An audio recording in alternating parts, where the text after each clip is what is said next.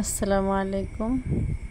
আজকে চলে গিয়েছিলাম সিলেটের প্রকৃতি কন্যা জাফলং। তো সেখানে গিয়ে বর্ষার একটা নতুন রূপ দেখেছি। সেটা হচ্ছে পাহাড়ের সাদা মেঘ আস্তে আস্তে কালো হয়ে নিচে নামে। তো সাদা মেঘ আকাশকে ঘিরে রেখেছে। দেখেন কত সুন্দর দৃশ্য। সত্যি প্রকৃতির কন্যা এক এক সময় এক এক সাজে সজ্জিত হয়ে আসছে। ওই যে দেখেন সাদা মেঘ আকাশকে ঘিরে ফেলছে, আস্তে আস্তে করে বৃষ্টিতে পরিণত হবে। খুব সুন্দর প্রকৃতি লীলাখেলা।